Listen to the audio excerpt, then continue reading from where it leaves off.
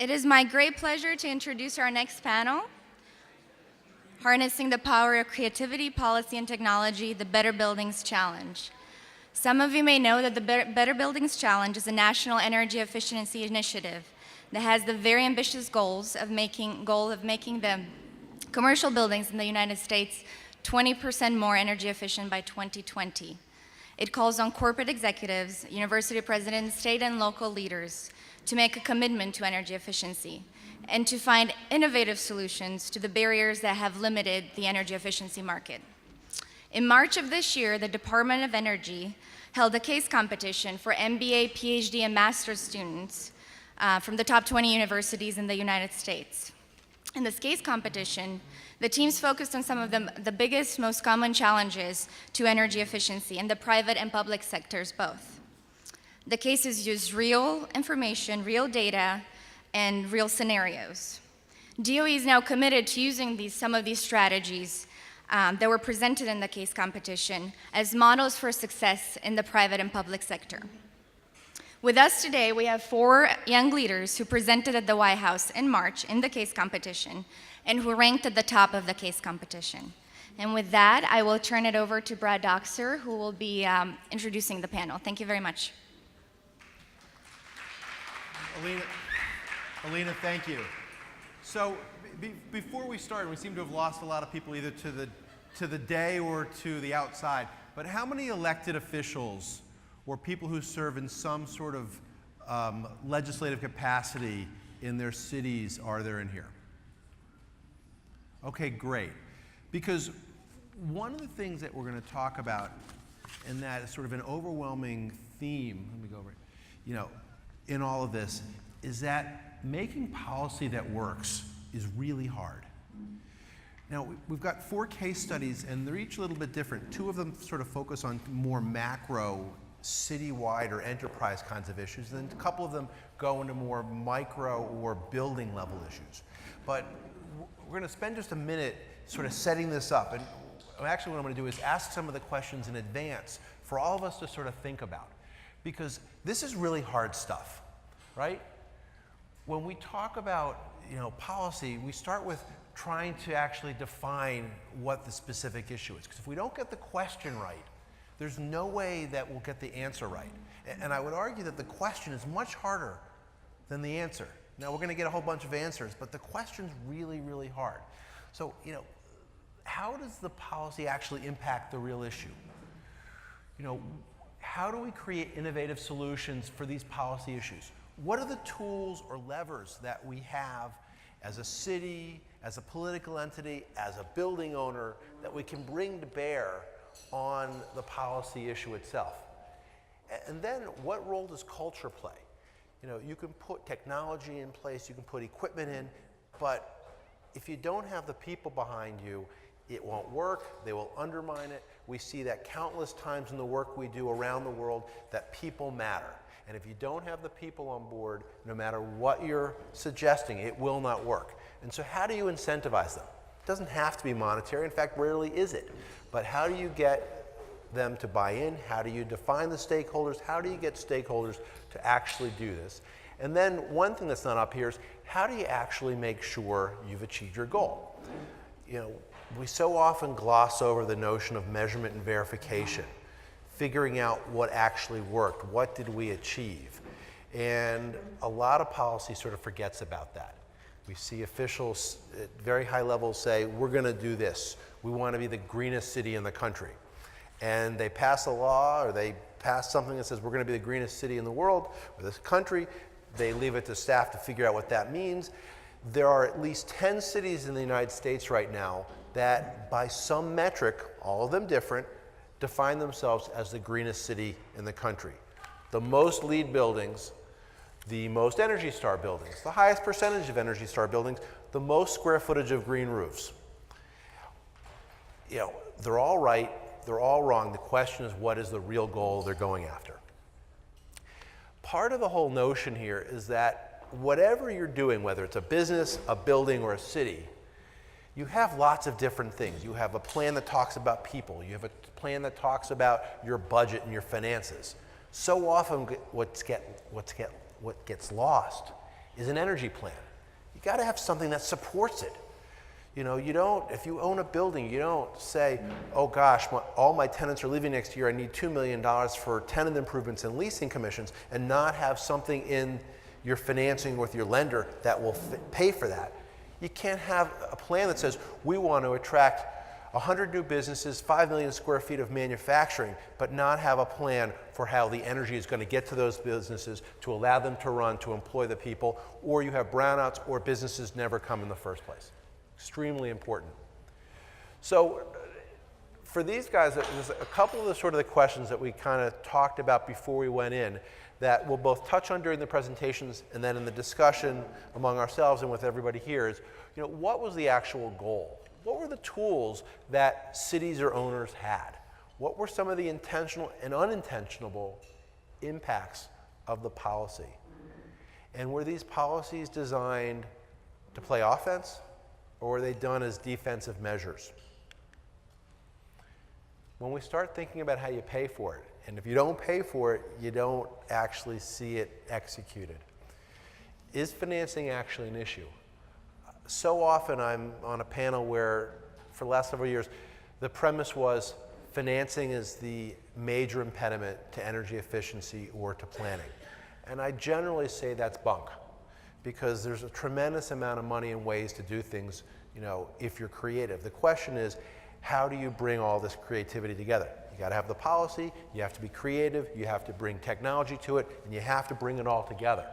So what role does the financing play in the solution design? How are we going to finance the innovation? Where is it coming from? And then as you think about what you're creating, where's the value created? The M&V part, who keeps score, how do you do it?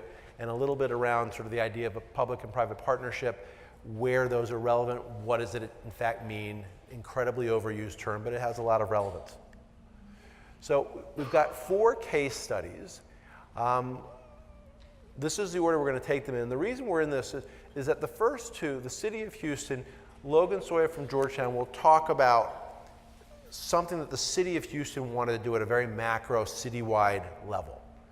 Erica Cochran is going to talk about a specific mixed-use project in Washington, D.C., which is the closure of Walter Reed as part of BRAC, the transfer of those operations to Bethesda Naval Hospital, and the basically giving Walter Reed back to the D.C. government, assuming the U.S. State Department doesn't claim it, and giving it back to the city and seeing how they're going to pay for the massive amounts of infrastructure that needs to get done.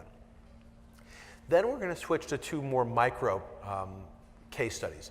Imran Sheikh from Berkeley is going to talk about a case study with Marriott Hotels. And then finally, Enes Hozgor from Carnegie Mellon is going to talk about the case study he did on an office building in New York City.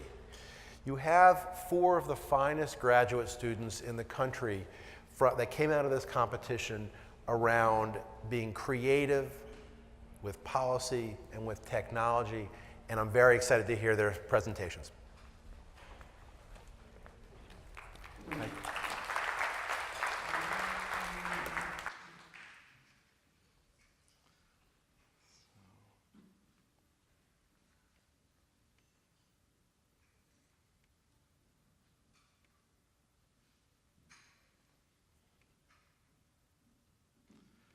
As long as I can find my presentation.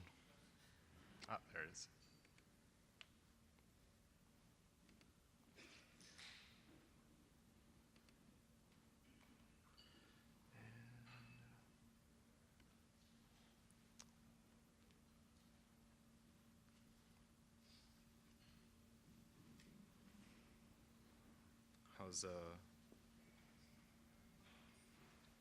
All right. So my name's Logan Sawyer. I'm an MBA at Georgetown University, and my case study was on the city of Houston. And we were tasked with an interesting challenge, and I'll frame it starting by asking what was the challenge we were given, which was how can we make Houston, set Houston on the path to become a leader in green building stock, right? And then the second part of that was how can we promote more private investment and more successful and active investment from the private side of things. And the other thing that we should ask ourselves is, now that we have this mission, what vehicle should we use to do that?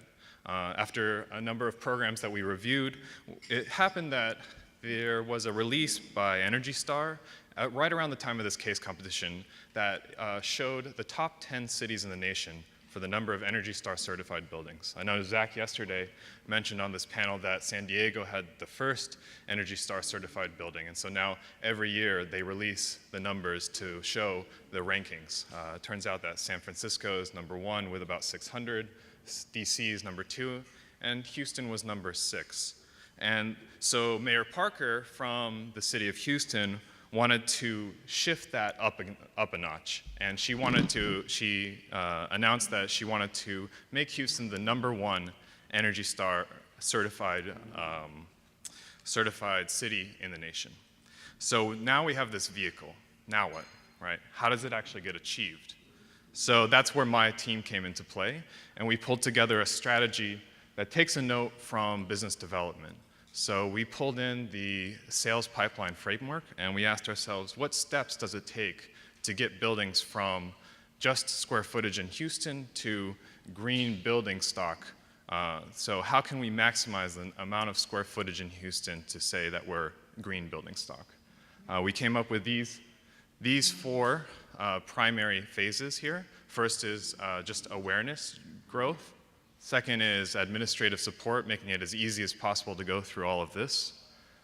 Third is the technical support, because we all know that mixing buildings and energy is ultimately a technical thing that we have to achieve. And then finally, financial support. How can we make sure that there's the capital necessary to achieve some of this? So I'll just quickly go through each of these and name some of the interesting observations from them. One of the things with outreach is a note from what Brad was mentioning on offensive versus defensive. Should a city mandate to submit their energy? Let me take a step back and tell you, what is Energy Star certification? Energy Star certification is taking your building information, taking your monthly energy bills, and submitting it to the Department of Energy. From there, the Department of Energy gets out a 1 to 100 ranking and says, your building is in the 20th percentile. And all of a sudden you're saying to yourself, 20th percentile? Well, I don't want to be in the 20th percentile for anything. What do I do? And so that's the underlying theme behind this program. And 16 municipalities in the United States have already issued mandates requiring that buildings submit their Energy Star data, or their energy data, to Energy Star, as long as they're above a certain square footage. Various policies, various little nuances in there, but in general, it's a growing mandate. And we notice that, obviously, with our desire to increase Houston's number of Energy Star certified buildings, we noticed the correlation with the mandates, and we agreed that probably this is a tactic that we should take. The second piece here that is important and really interesting to know is another theme of this conference is the public and private collaboration. So reaching out to universities, to the utility companies, and to the local PR marketing is not only critical for getting the word out, but it actually helps reduce the budget because we can share the load as a public institution with other private entities. In terms of administrative support, this one is fairly straightforward. We just don't want you to get lost in the whole setup process, right? It's really frustrating if you're excited about something, you want to enroll, and then the next thing you know, you get bogged down in the setup process and you can't actually make it to the end. So by providing adequate means through phone, web, and actual training, we should be able to help these participants enroll in this competition for the city of Houston. With the technical side of things, I wanted to bring up 2 points. One is data, and 2 is connecting with the engineers and the people that can actually do this. It's actually really hard to get good data on your building energy consumption. If you think about it, your utility providers, your suppliers have all that energy data. So making sure that you have a good partnership with the utility company is critical. The second component that I would bring up when it comes to the technical side of this is making sure that you can connect the active property manager or facility manager that wants to enroll in this with the energy auditor or energy engineer that can actually take those actions. So when we designed this kind of policy, we wanted to make it sort of a simple walkthrough process, right? Step 1, you sign up. Step 2, you get a call to ask when are you going to install your smart meter from the utility company. Step 3, you get a call from the energy auditor to say, let's set up an energy audit. And finally, the financial support. The financial support has to be creative in order to make sure that it incentivizes the right people. We don't want to give all of the money to one large project, and we want to be able to divide it out between projects that are very useful and effective and would otherwise not be able to participate in the challenge otherwise. So that's, in a nutshell, what the strategy was. We took a note from the sales pipeline and we tried to make it as holistic and simple as possible to maximize the number of buildings that would be able to make it to the green. One extra slide here, just in sort of a post-competition reflection. There are some side effects that happen with this kind of an Energy Star campaign. We chose it because it was highly visible. It let the city of Houston and the mayor really enjoy a lot of national exposure. It was good awareness in the sense that most people understand what the Energy Star name is and have some kind of credit to it. And it's cost effective, but there are some negative side effects. For example, the number that you get is a percentile. And so if you think about it, that means that only 25% of all buildings in the program can actually be certified. And not only that, I mean, imagine 1 month you're certified, and then the next month better buildings sign up, and then you're not certified anymore. So there's some interesting side effects that we have to consider when we go into these kind of programs. Thank you. That's my case study for the Houston policy.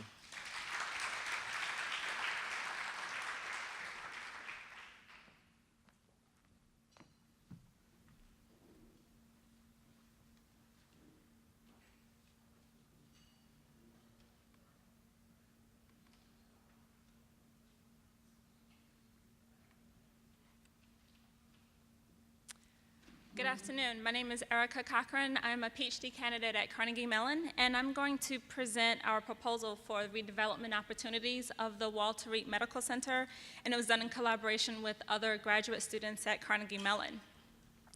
The first aspect of the proposal was to identify what the policy was, which was basically to design a policy that's going to influence developers to practice sustainability in the district. In this case, the district is the Walter Reed Medical Center out in Washington, D.C., which is in the mid-Atlantic, a lot more colder days than we have here in San Diego. There were 2 goals that we were trying to achieve. The first was to meet the district's energy and water efficiency goals, and the second was to have it be revenue neutral for the district so that the district didn't incur a huge cost in developing the medical center. So we developed a plan of action that provides a mixture of tax credits and incentives towards achieving those energy and water efficient goals, and also to penalize the developer if the sustainability targets aren't reached. So how do we do that? Basically, we have a 3-step process. So step 1 was to identify what the cost of the energy and the water efficiency development might be. And our second step was to provide a series of tax credits and incentives that the district would provide. And the incentives would be larger than what the infrastructure cost is. And then the third step, which is the largest and most important, are to make sure that most of the benefits that come of this development are to the community, to the district, to the people. So not forgetting the people side of development. In doing this, we did something a little different. Instead of mandating that all of the buildings be LEED certified or that they go for LEED ND or a certain number achieve Energy Star, we decided it was really important to just say what are the specific energy, indoor environmental quality, and water efficiency goals that we wanted to meet. And then if those goals are met, you receive the benefits.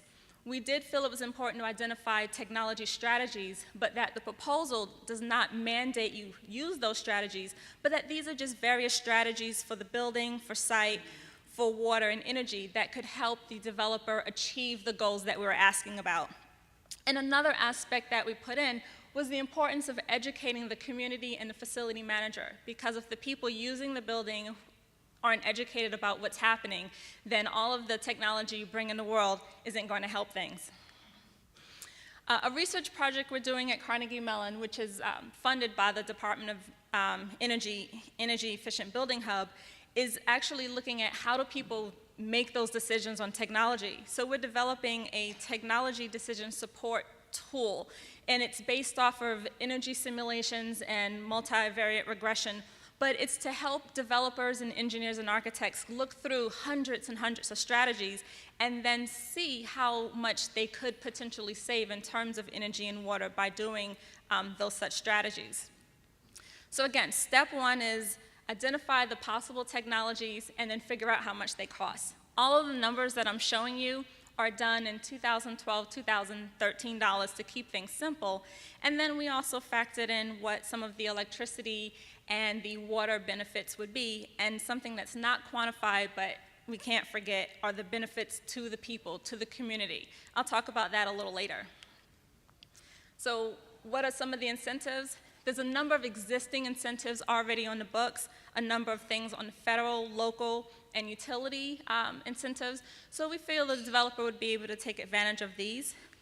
But one thing that we did do was create a new incentive to tack on to the federal and local ones that I talked about just a second ago. And this is what we called our new creative policy. In essence, what it is that the developer would have to meet the goals using whatever technology, whether it's the ones we recommended or something new and creative we didn't think of. But as long as the energy and water efficiency goals were met, the developer gets a real estate tax credit towards it. If, by some measure, the developer does not meet those goals, the developer then has to pay a penalty, which goes into a sustainability fund that the District of Columbia manages. So we see this as a win-win for the community. The big part of this is that the cost of the infrastructure has to be less than how much the penalty would be. So therefore, it's actually in the developer's interest in order to put that infrastructure in. But if they fall short, the district still gets the money through the sustainability fund, so it's always a win-win for the people.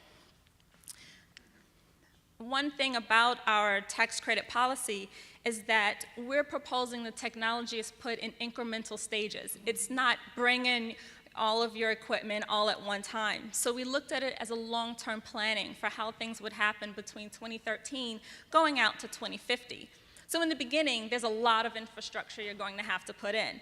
And so that's when you'd have the largest tax break. And then as the years and decades go on, the tax break that you receive goes down because the money and infrastructure you put in would also go down. One additional thing that we put in is a tax break for the people who are occupying the spaces. This is the business 1% tax credit. And the idea is we can do all the things you want. The developer can do everything, the building owner can do everything, but the people who are using the space, if they don't buy in and the community doesn't buy in, then sometimes it's just not going to work. So with this idea, as long as the owner also buys in with the developer, they're getting a 1% tax break. So it's something to help the realtors market their business by saying, not only are we sustainable, but you can shop here a little bit cheaper. Our policy, I talked about the community, but it's really about multiple stakeholders. It's the District of Columbia, the community, the developer, utility companies, and the tenants all working together. Each person has a seat at the table. They all have different responsibilities that they're in charge of, but in exchange for those responsibilities, there's enormous benefits that each person will get. Some financial, some are in terms of their health and productivity or well-being. Again, we looked at some of the milestones all the way from 2012 up to 2050 with the idea, again, of incremental improvements towards achieving the water and energy efficiency goals to the point where at 2030 they would be at net zero, and then by 2040 be net positive and have full water use by 2050. The benefits to the district are economic, environmental, and social. So we're talking about this revenue neutral, the idea of the sustainability fund that would bring in money to the district, power reliability, and we know that there's lots of discussions about power and the need for energy, and reduce flood risk, which is a huge problem and also costs the district quite a bit of money dealing with stormwater management. as well as our proposal helps the district achieve their green power community goals and saves them over $500,000 a year.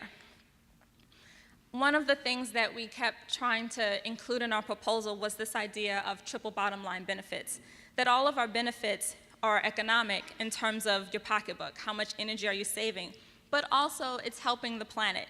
To remember that if you're destroying your planet and you have to help the people, that's also where you see some of those non-tangible benefits.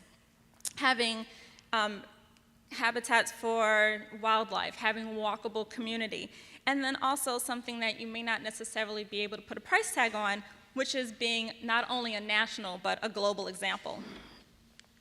So in conclusion, I just want to leave you with this image to keep in your head about how we're using energy. And this just shows the site and source energy of the average building. On the far left is where we are for the US. But California, you're doing a little better than the national average, but we know we can do better. Our Center for Building Performance and Diagnostics uses about half the energy compared to a typical US building, and we're not suffering at all. We have a great quality of life there for anyone that's visited our center. But this is where we propose, all of my colleagues and I are proposing that this is where we should be, that we can be at net zero by using a lot of the technologies that we're working on today. So I thank you for your time.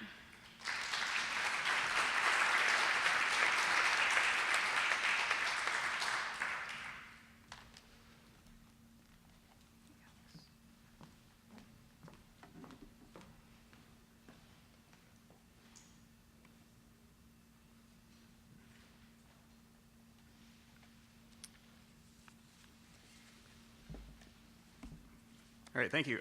My name is Imran Sheikh. I'm a PhD student in the Energy and Resources Group at the University of California, Berkeley. First, I'd like to just give you a little bit of background about the case that my team and I worked on for the Better Buildings case competition. So the case we were given was that a franchise owner-operator of 2 hotels in New Jersey has a significant opportunity to reduce energy use in one of their hotels. That hotel has gone through an energy audit, and several energy efficiency measures have been identified at a cost of about $500,000 and an overall payback of just over 4 years.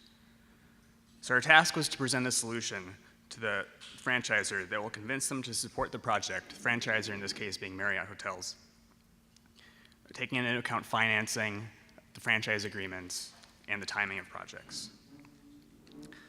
The challenge that we have is that we had no capital available and limited ability to borrow to pay for the improvements that were suggested in the audit. So this case is representative of a common challenge that businesses face every day. There's an opportunity to save energy through energy efficiency projects, but there's little capital or unwillingness to spend capital on those projects. You can kind of think of energy efficiency as trading off capital expenses today for reduction in operating costs in the future. And you could imagine if we looked at sort of a cell phone analogy, how difficult it would be for many people to buy cell phones if they had to pay for their service for like the next 5 years up front. That's kind of how it is with investing in an energy efficiency project. You have to spend a lot today and recoup that revenue or savings over several years.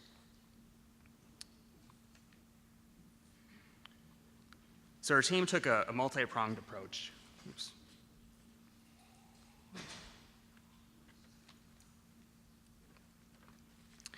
Our team took a multi-pronged approach. We wanted to see how we could put together efficiency projects, demand response, and solar power purchase agreements, and changes in hotel operating policy coupled with financing to deliver those energy use reductions.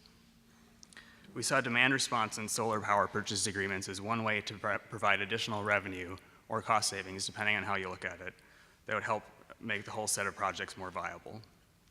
Demand response, for those of you who don't know, is financial incentives available to reduce energy use or electricity use on sort of the peak days at the peak times of the year when the electricity grid is really constrained.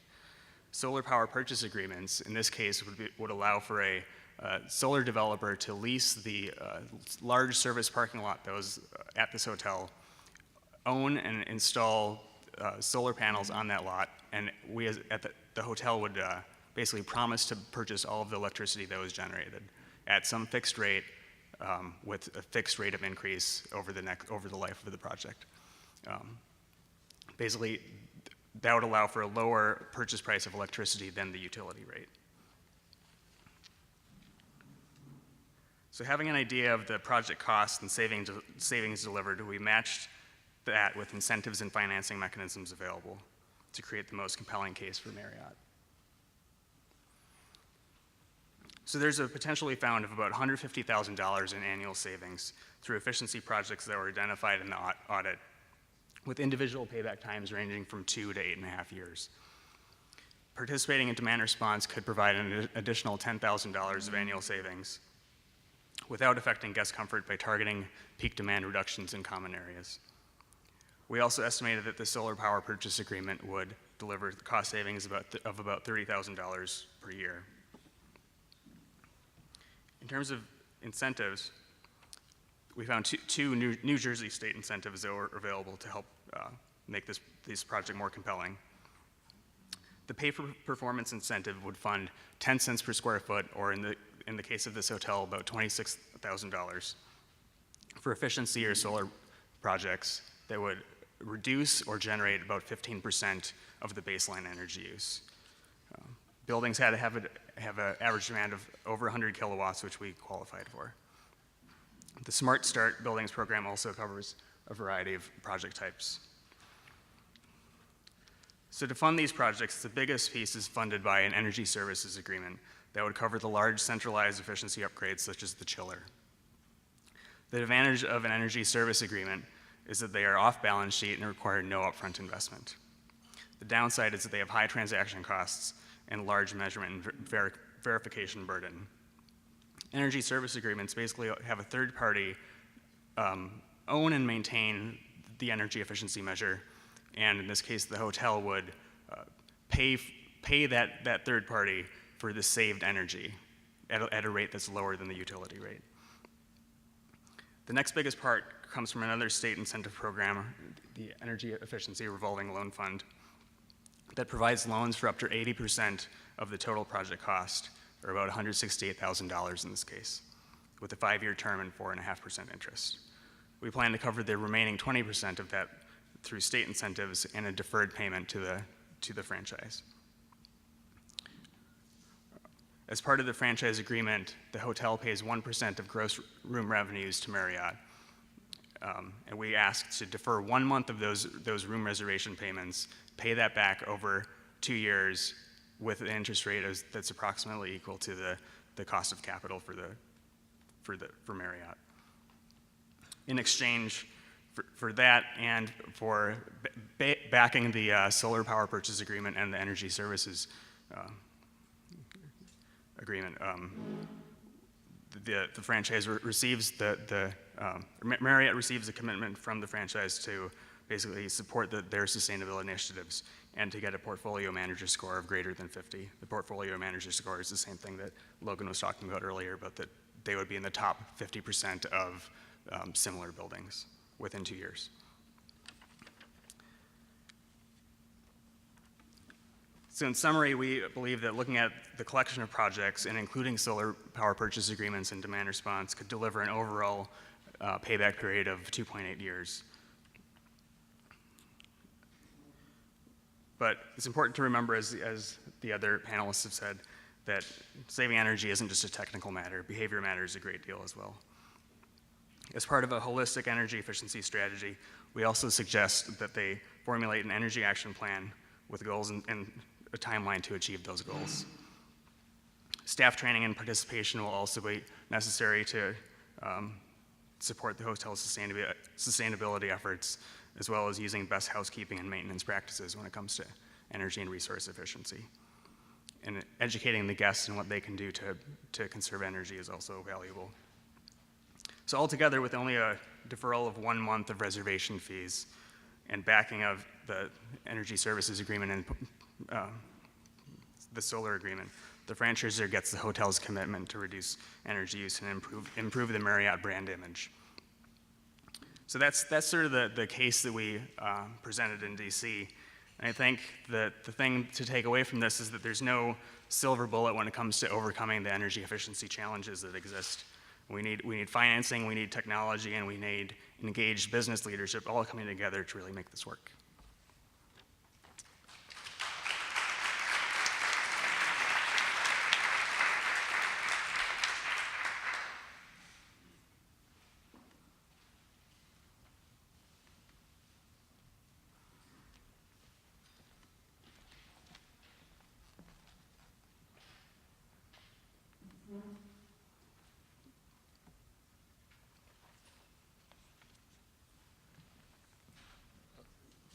Good afternoon, everyone.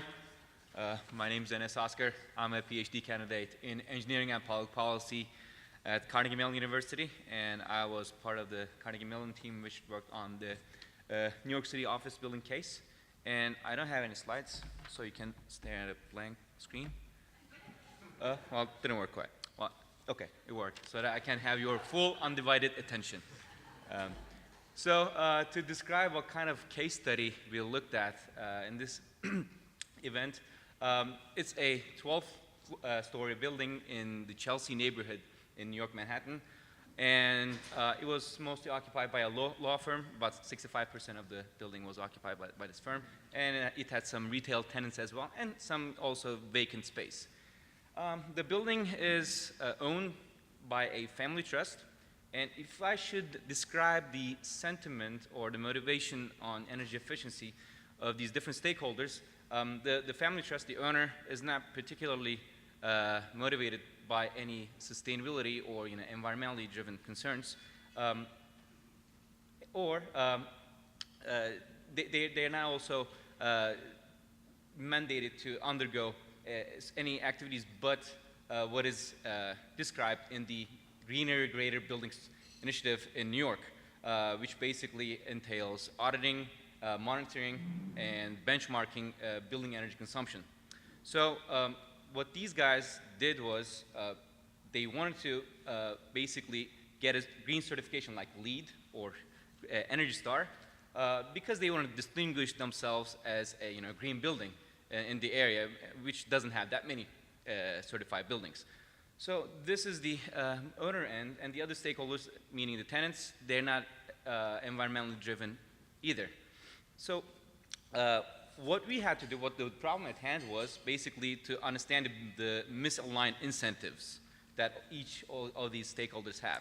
And also, how can we construct a package and approach for all these stakeholders that can be financially attractive and help them execute such decisions?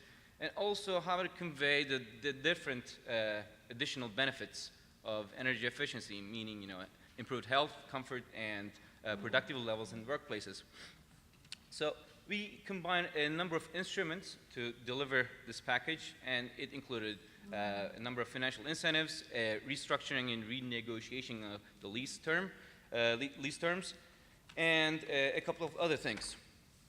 So to take a step back, if we didn't include any of the instruments that I'm about to describe, the energy efficiency can be a very capital-intensive process. And also in this case, we didn't have a very financially attractive bottom line for the building owner, meaning they would bear a large amount of upfront costs, which wouldn't necessarily have a nice payback. And in this case, it was about 30 years. So this is just the simple payback plan that would the building owner see.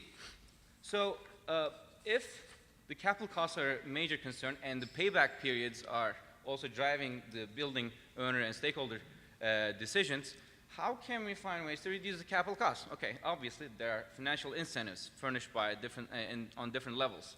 There are electric utility incentives, there are state incentives, as well as federal incentives. So we included those, and they amounted to a not insignificant portion of the upfront capital costs.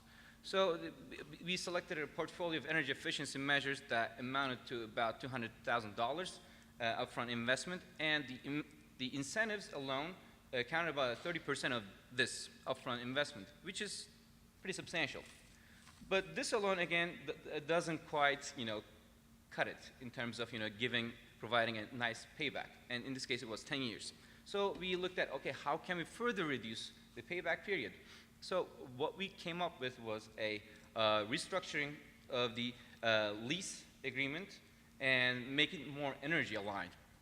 In that, we basically constructed a term where 80% of the predicted savings would be paid back by the tenant back to the owner.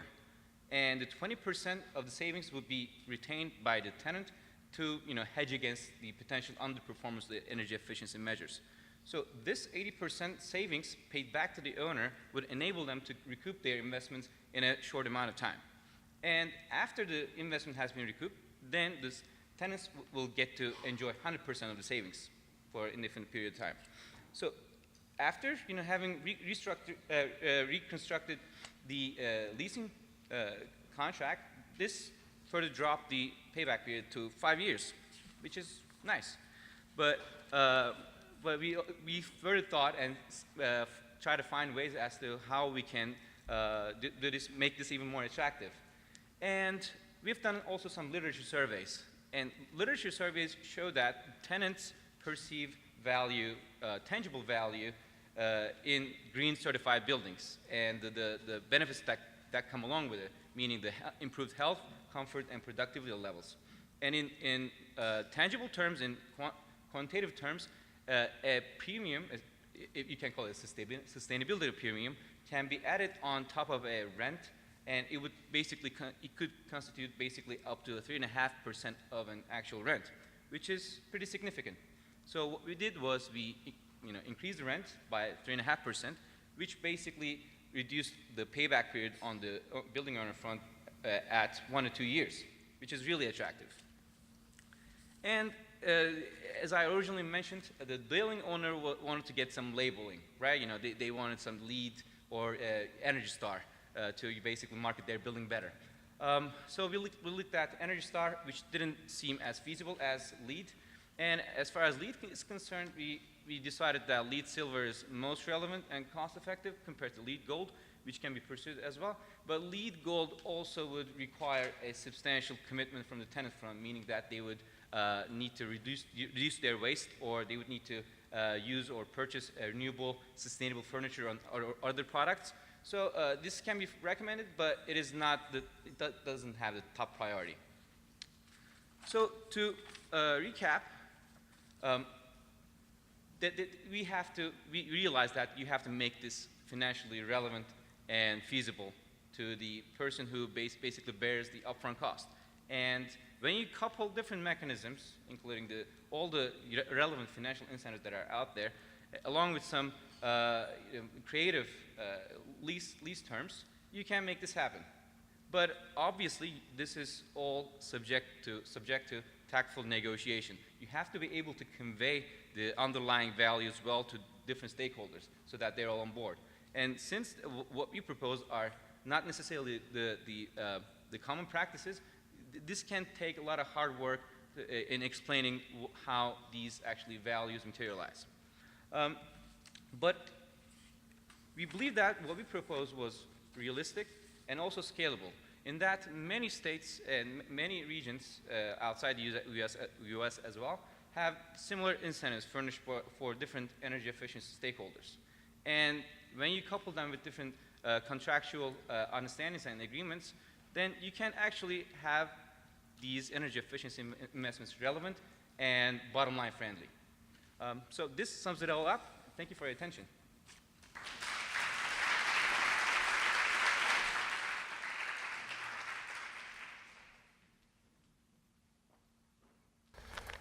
Thank you, guys. When I read these 4 proposals, and I also had the pleasure of advising another group that was part of the Better Building Challenge, I was incredibly impressed by the creativity that went into all these different proposals. When we do this kind of work, we get lots of information. We get to ask questions. If we don't understand something, we get to go back. We walk. We look at buildings. We observe them morning, noon, and night. These guys had a static amount of information. They got the data that they received. There was no opportunity to specifically go and look at the buildings or talk to owners. And so they did an incredible amount of work with a relatively limited amount of information. And I will just tell you, we were super impressed with all the proposals, particularly these 4. I want to make one observation and then ask a couple questions and open it up. I want to just sort of say that this is really hard. I mean, I sort of said it at the very beginning. And as I often do when I came into this room this morning, I looked around and looked at the lights. And my first reaction was, they got some LEDs on the columns. That's great. I'm nearly 100% certain that the uplighting is probably old and probably kind of scary and probably difficult to replace when it goes out. These panels above you, I can give you an idea that those are super inefficient because I've seen a tremendous amount of older buildings, including we do the work for the government of Uruguay, and so we've been in their capital. They've got rotundas where they're trying to simulate daylight with these just awful lights that burn, super hot all day long. But now I get on the stage, and I don't know, for those of you who've been on the stage, we are surrounded by about 35 incandescent light bulbs, white, yellow, red, to give this sort of nice pallor that we've all got up here. But for every LED up there, there's about a 5-to-1 ratio of some of the oldest, most inefficient stuff, and it's been on all day. And of course, we've got the windows covered, so we're not getting any, the benefit of the daylight. So, best of intentions, it's still really hard to prosecute this from beginning to end, from policy to implementation to paying for it to measuring and verifying that you've actually done it. So, that said, a couple questions for everybody, and I'm going to go back in the order that sort of started. Logan, a couple questions for you. One, could Houston have had a better goal? Can you guys hear me? Yeah, I got to turn on. Hello. All right. Yeah, I think absolutely. So in hindsight, as I mentioned on that last slide, we kind of went with the Energy Star certification goal because of the way that the case was written. But had we had the opportunity to go back and talk to the city of Houston, I think, we would have asked them, what do you mean by being a leader in green building stock? And we had a good conversation with Brad about this. Is it carbon emissions? Is it, is it to reduce your utility consumption? And so if we had been able to engage in a dialogue with Houston about that, I think we would have kind of clarified exactly what was the underlying goal, because these negative externalities that cropped up by using the Energy Star certification system was just something that we had to kind of go with and deal with. Yeah, I mean, one interesting thing on that is in March, the ULI convened a 2-day meeting of the sustainability directors from the 15 largest cities around the country. They spent a day among themselves, and they'd never really all met as a group. And then the second day, we had some private sector in. And one of the things that came out is we were asking the question, well, of a few sustainability directors, why did your city do this? What's your goal? And one very major city said, we want to reduce greenhouse gases. Noble goal, fabulous. What's the implementing tool? We're using Energy Star. Now, that was an interesting one because Energy Star doesn't sort of specifically address greenhouse gases. And you can have a major impact on greenhouse gases by time shifting, which has no necessarily implication or effect on total consumption, which Energy Star would pick up, but it could have a big impact by going off of peaking to renewables on base load overnight. So just kind of an interesting question that people, what's the implementing tool that people are using? So if Houston goes forward with your plan and they've got 100 buildings that they're going to work on, who's going to do that work? Who's gonna Who's actually going to do the work around energy efficiency? So the objective in the administration category right there was we were going to become, through a website and through social communities, to become almost a lead generating service for local energy auditors to be able to conduct that work, and probably firms like yourself. I like that. I guess the final question for you. When we went through and sort of looked at the information, there was a standard an idea that each building could get a certain amount of money pro rata for their work.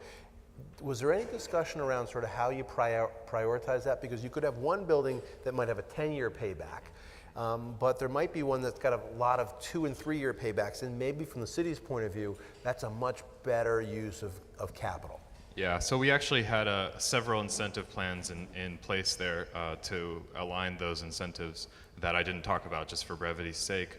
But one of the things that we did is we had to make sure that for example, you would get more financial support and financial aid from the government if you were going from, say, in the 10th percentile of your building score to the 50th percentile versus the 50th to the 60th, right? And that was kind of what we were trying to do to kind of attack that problem. We also scaled it so that you can only have projects of so big of a size. So we didn't want to give the entire pot of money to one giant project. We wanted to split it out so that we could guarantee there was at least going to be 100, if not more, projects that could get funded through the government financial plan. Okay, great. Erica, so on the Walter Reed proposal, there was a lot of discussion. It seems like most of the case was focused on water and stormwater and renewables. How much focus was there on actually trying to reduce the the demand side? Because net zero has 2 components, right? It's got what's being generated on site, and it's got what's being consumed. Right. How much focus was there on the demand or the consumption side? So the 1% tax break that I was talking about, that was an incentive to help with the demand side. Because if you do an energy efficient building, but then your occupants don't have any idea about these services that you put in or how to operate the equipment, then the facility manager is just going to do business as usual and turn everything on even when you've got a skylight. People will flip on the switches and flush the toilets even when they don't need to because of habit. And so we were trying to get buy-in with the community. So that was why it was important for the developer to have these mandatory workshops where they're talking with the community and the occupants, telling them these are some of the goals that we have and why those goals are important, but then providing that 1% tax break to the tenants to say, look, if you're helping the developer achieve those goals, you're turning off your lights, you're using the systems the way they're supposed to, then you get an additional tax break. So the developer gets one for putting the system in, and then the occupant gets another tax break for actually using it properly. Interesting. Yeah, this is an example of why in some cities these types of things are so hard. Because in D.C., when the federal government when the Department of Defense said they were giving it back, the city said, great, we're going to develop this, and we're going to do a lot of retail here because of its proximity to the Maryland suburbs, and we're going to get tax dollars back that we've been have been leaving. And then the State Department says, but this would be a fabulous place to build a whole bunch of embassies. And so this is the kind of back and forth that we get all the time in D.C. That makes it really, really difficult. Was there any discussion about, the other part of this is that because it was coming off of DOD's ownership, the notion of neutrality or tax neutrality was interesting because the city had no revenue in the past. And so it could, unlike other parts of the city where if you TIF something, people complain because there's actually money that they would have gotten that's disappeared. Here there was no money ever to be lost, and so you had a lot more to play with. We definitely did, and that gave us an advantage over some of the other cities. So this is why in the beginning we were able to say there should be such a large tax break, because it's not like the district was getting less money. They were going to make money even if it was $5 because they didn't have anything coming in. So that provided that added incentive or opportunity that some of the other cities did not have. Okay, great. Imran, question for you. When you had 3 sort of sources of capital. One was the energy services agreement or performance contract. The second was to use the state's revolving loan fund. And in New Jersey, that's New Jersey and Maryland probably have the 2 best revolving loan funds in the country in terms of pricing. And then the deferral of the franchise fee. The revolving fund is at 4% in New Jersey. In Maryland, it's 2.5%. But you had the majority of capital coming from what I would argue are very, very expensive sources of capital. The performance contract with a Johnson or Siemens or Honeywell will cost you, if you could ever figure out the interest rate, between 6 and 12%. You'll never figure out the interest rate, but that's probably what it would look like. borrowing from Marriott at their implied cost of capital of 12.9% is a very expensive way to do it. And theoretically, the revolving fund, you could have gone up high, you can go up to 80%. We could have had a total. So tell me why you sort of came up with that kind of capital structure. Yeah, so I think we wanted to, on one hand, minimize what the ask was for Marriott, but on the other hand, absolutely, we could have. I mean, since it was only 1 month, I think a 2-month deferral of the reservation fee would have been totally reasonable, and then get the 5-time multiplier from the revolving loan fund to cover that. I think that would have been a totally acceptable way to do it as well. I can't remember if there was an upper bound on the amount that from a single transaction we could get from the revolving loan fund. That might have also been bounding it, that there was a cap on the size of the loan from that.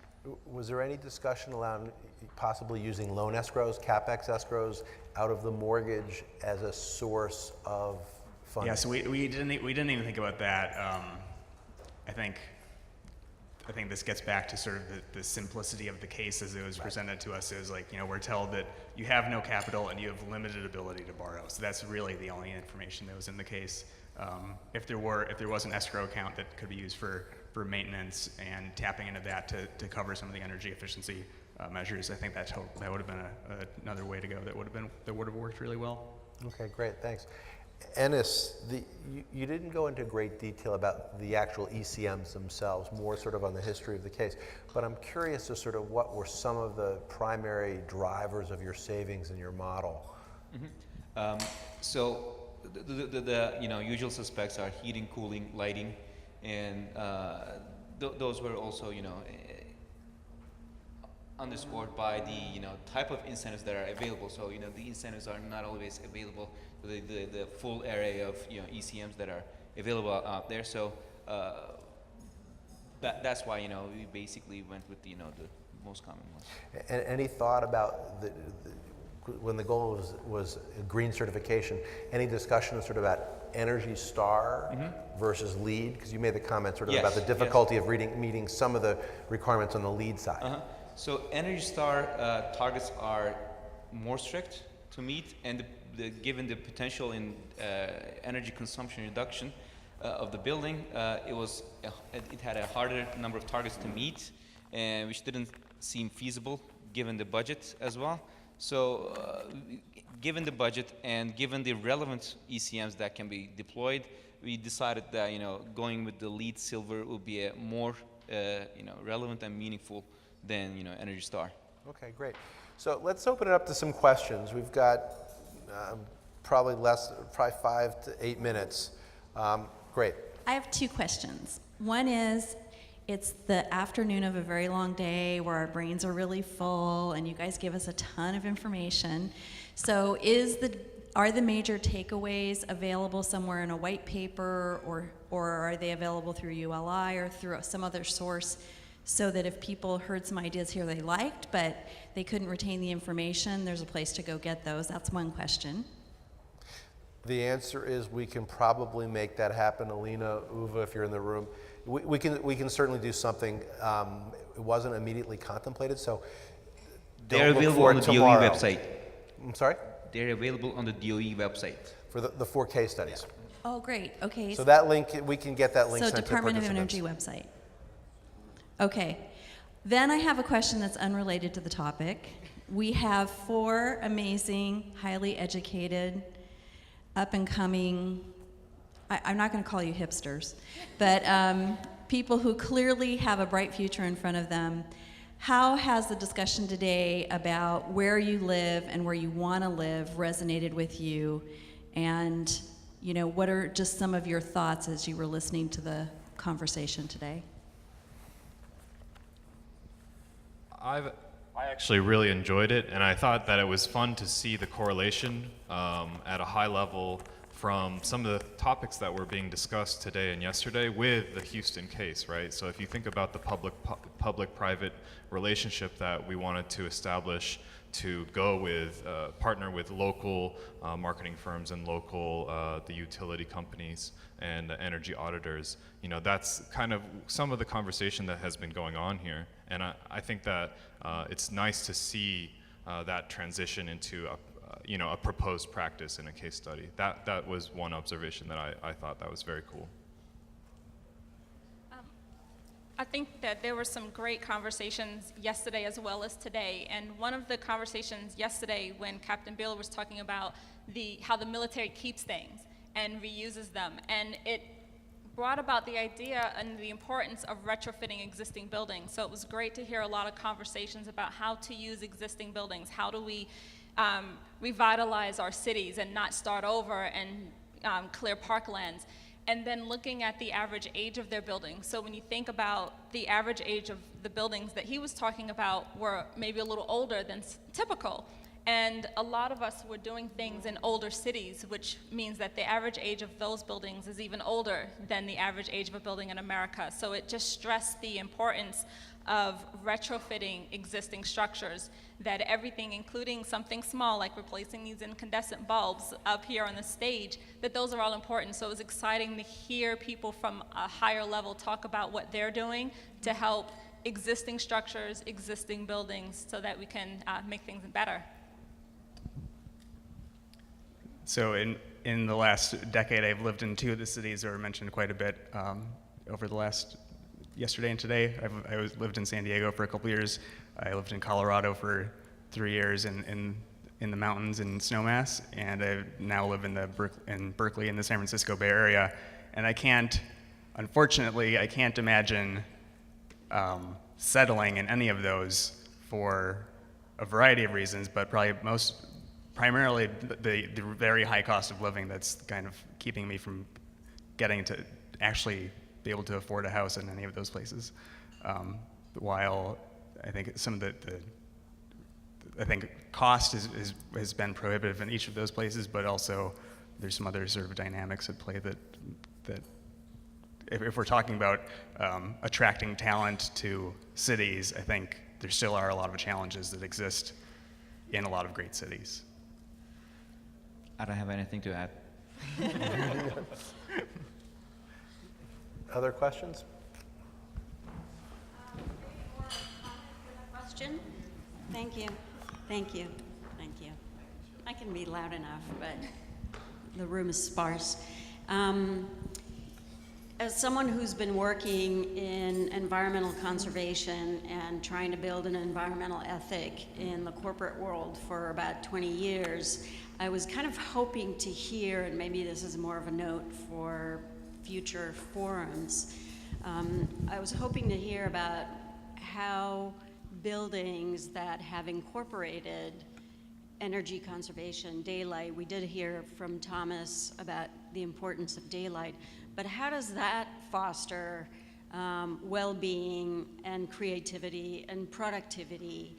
And productivity is one of those things that we know how to measure when, there's studies about people in post offices that when they had great daylighting and clean air, they were, processing more mail and therefore more productive. And we know with students, they get higher grades and actually perform better. But I'm hoping that, and maybe you have some comments now, I was hoping to hear a little bit about the nexus of environmental buildings, sustainably designed buildings, and creativity. I think that's a great topic, and it would mean a whole nother panel. So maybe this is something for those who are taking notes for next year. This would be a panel discussion on that. But one thing I did want to point out, when we read the proposal for Walter Reed, it was talking about energy and water, and it was saying LEED. And we actually stepped away from some of the things they said and put in our own. So that was why I kept talking about triple bottom line, because we started to say, what is the value of having cleaner air? What is the value to the residents for having, lower rates of asthma because of some of the systems we're putting in? So we made some community, some of those social goals that you're talking about, requirements for the developer, even though it wasn't asked for in the proposal, we threw it in. Well, thank you very much. I'm asked to make two announcements. One, you're on a break for 15 minutes. That means 15 minutes, not 16 minutes. And then secondly, the session that will follow are breakout sessions, and those will all be, you'll be told about them when you come back, but the moderators or leaders for those 11 sessions, they're asked to go in the back where Carol Merrill is standing before door number 2 and get your instructions for the breakout sessions. Thank you all very much.